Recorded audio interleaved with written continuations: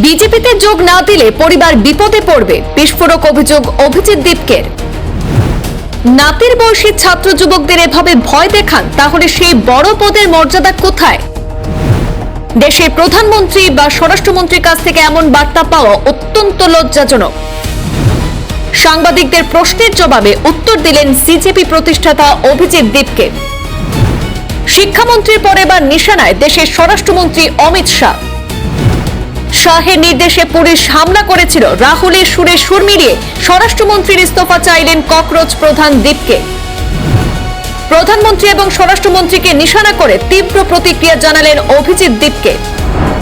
NEET প্রশ্ন ফাঁস আন্দোলনের পর ফের রাজনৈতিক বিতর্কের কেন্দ্রে ককরোচ জনতা পার্টি বা সিজেপির প্রতিষ্ঠাতা অভিজিৎ দীপকে। একদিকে বিজেপিতে যোগ দেওয়ার জন্য তাকে এবং তার পরিবারকে হুমকি দেওয়ার অভিযোগ, অন্যদিকে দিল্লিতে ছাত্র আন্দোলনে পুলিশি বল প্রয়োগের জন্য সরাসরি স্বরাষ্ট্রমন্ত্রী অমিত শাহকে দায়ী করে তার পদত্যাগের দাবিও তুললেন অভিজিৎ দীপকে। সাংবাদিকদের এক প্রশ্নের উত্তরে তিনি দাবি করেন, বিজেপিতে যোগ দেওয়ার জন্য তাকে একাধিকবার চাপ ও হুমকি দেওয়া হয়েছে, এমনকি দলে যোগ না দিলে তার এবং তার পরিবারের জন্য পরিস্থিতি ভালো হবে না বলেও ইঙ্গিত দেওয়া হয়েছে বলে অভিযোগ করেছেন তিনি। দীপকের কথায়, আমাকে বলা হয়েছে বিজেপিতে এলে আমার এবং আমার পরিবারের জন্য ভালো হবে।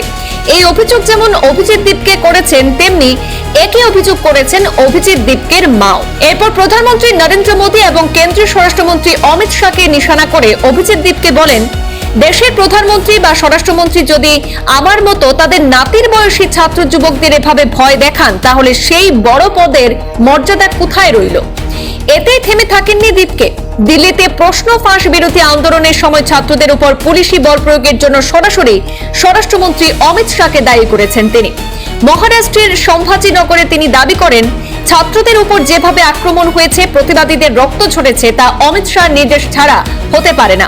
পাশাপাশি তিনি স্বরাষ্ট্রমন্ত্রীর পদত্যাগেরও দাবি জানিয়েছেন। এছাড়াও আন্দোলনের জন্য বিদেশি অর্থ সাহায্য পাওয়ার অভিযোগও উড়িয়ে দিয়েছেন অভিজিৎ দীপকে। তার বক্তব্য, যদি সত্যিই বিদেশি অর্থ এসে থাকে তাহলে স্বরাষ্ট্র মন্ত্রক তা আটকাতে পারেনি কেন? সেক্ষেত্রে সেটাও সরকারেরই ব্যর্থতা। অন্যদিকে উল্লেখযোগ্য বিষয় হলো, এর একদিন আগেই লোকসভায় বিরোধী দলনেতা রাহুল গান্ধীও ছাত্র আন্দোলনে পুলিশি বল প্রয়োগের জন্য অমিত শাহকে দায়ী করে তার পদত্যাগ দাবি করেছিলেন। সেই ঘটনার 24 ঘন্টার মধ্যেই প্রায় একই সুর শোনা গেল অভিজিৎ দীপকের বক্তব্যেও। আর এ নিয়ে এখন রাজনৈতিক মহলে তুমুল চর্চা শুরু হয়েছে। ব্যুরো রিপোর্ট, পূর্বাঞ্চল প্রতিদিন।